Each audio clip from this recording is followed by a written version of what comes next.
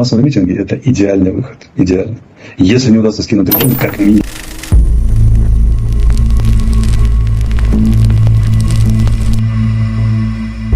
Washington knows that Ukraine is close to collapse. Отступаем с позиции.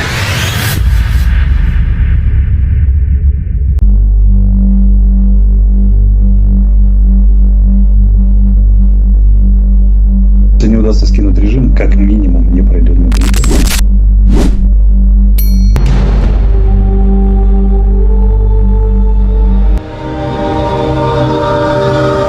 Массовые митинги – это идеальный выход. Идеально. Если не удастся скинуть режим, как минимум не пройдет мобилизацию. Нельзя бунтующих людей собирать в лагеря и давать им оружие. Это очень простая истина. Они откажутся вас мобилизировать. Все очень просто. Вот поймите. Ты не можешь мобилизировать 300 тысяч человек, если они перед этим вышли на улицу и сбунтовались против мобилизации. Какой дурак им будет оружие вручать после этого? So there's an emerging consensus that the Biden administration, that Ukraine is barely hanging on this war with Russia. US Army, Picatinny Arsenal. A huge amount of powder charges in these containers. These are all full.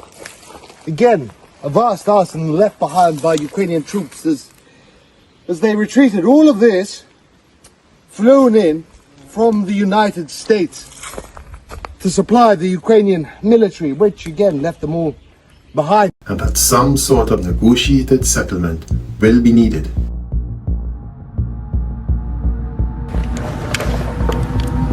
Please accept this as my formal surrender, Major. While this is portrayed as the long-held policy of President Biden, the truth is, it is just the reverse. According to Asia Times, it has been the Biden administration that has blocked all attempts to broker a peace deal with Russia. I will have war. Biden and company embraced Zelensky for the same reasons. Zelensky, who more than a year ago was open to a peace deal with Russia, Путіна і сказав: "Я готовий стати на коліна, тільки не ставте на коліна Україну". І ви можете побачити, і це правда. Це правда. Я зараз готовий стати на коліна перед кожною матір'ю, яка не дочекалася свого хлопця з фронту, свого сина. Я готовий зараз стану на коліна перед кожною дитиною. fell into line with Biden's national security team and even got the Verkhovna Rada, Ukraine's parliament, to pass a law making it unlawful for him to deal with the Russians while the war was raging on.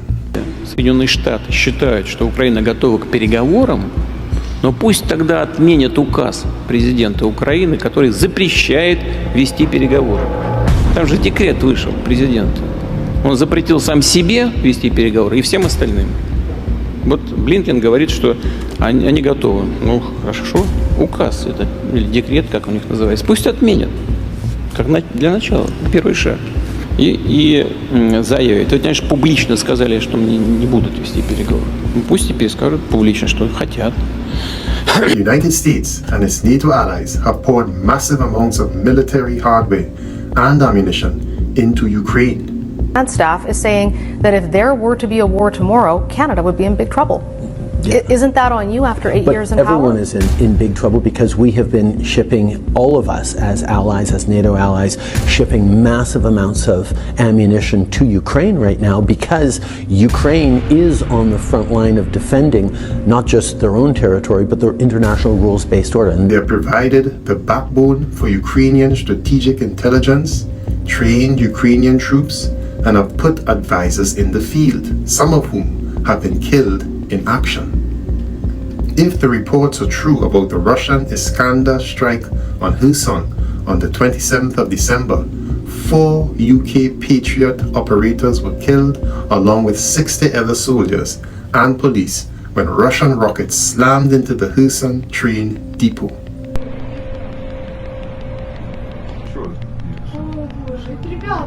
On the battlefield, the Ukrainian army is facing defeats. The past couple of weeks have been quite productive for the Russian armed forces here outside of Donetsk. Right now we are moving closer to the front line to observe some of these newly made territorial gains. Setbacks are seen nearly everywhere along the line of contact.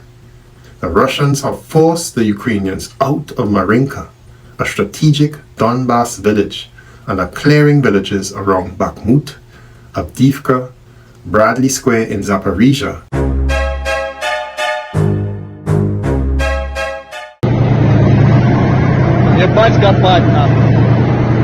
and elsewhere. General Valery Zelensky, the overall commander of Ukraine's military, expects that the town of Avdiivka will fall in the next few months. Тому нам дорогий кожний клаптик нашої землі. Кожний клаптик нашої землі. І будь-то Бахмут чи будь-то Авдіївка, ми будемо обороняти рівно стільки, скільки у нас хватить сил для того, щоб це зробити. Якщо сил буде недостатньо, ми будемо бачити, що краще зберегти людей. Звісно, ми таке рішення приймемо і збережемо людей. In fact, Ukrainians will either have to pull out sooner or end up in a suicide mission trying to hold out against devastating attacks.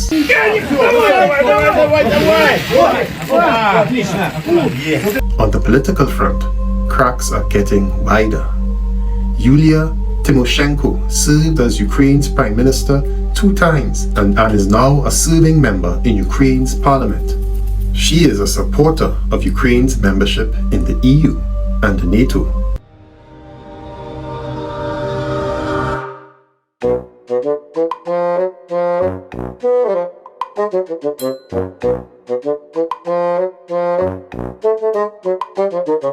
She says that the country is at a dead end and is facing defeat.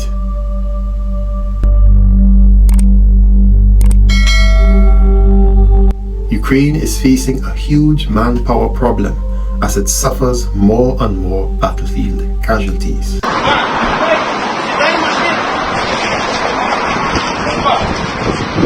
A war of words broke out this week between General Zelensky and President Zelensky on who ordered a forced recruitment of another 500,000 soldiers. 2 days ago, the President Volodymyr Zelensky said that the army had asked him to organize the recruitment of an additional 500,000 men to be sent to the front line, which is something the Commander-in-Chief Valery Zelensky actually said he was not in a place to request from the President. Zelensky says he never proposed that number.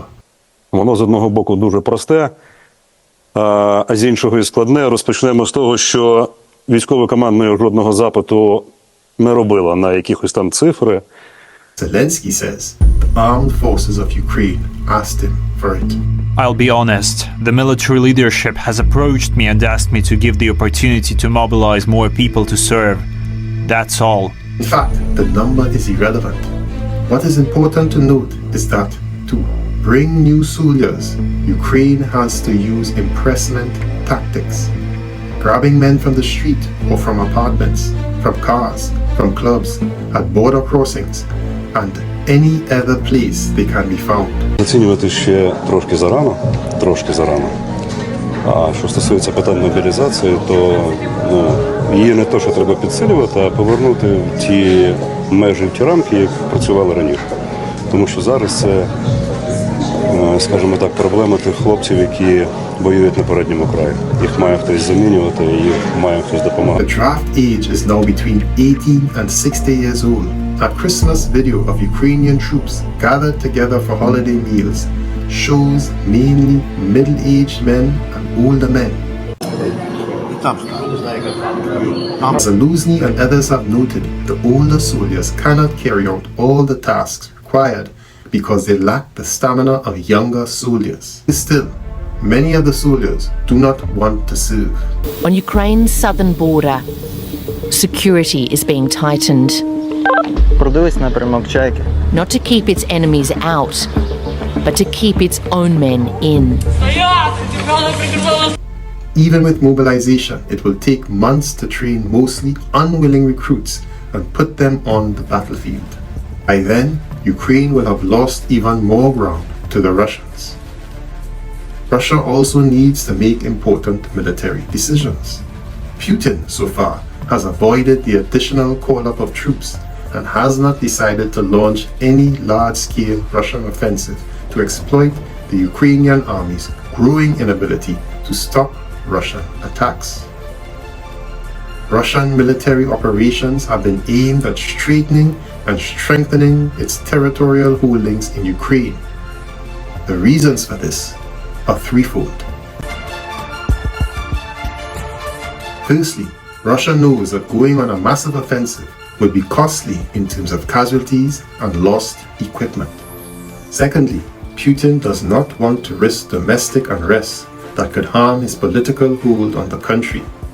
And thirdly, Russia wants to keep sufficient forces to protect itself from a broader possible NATO war.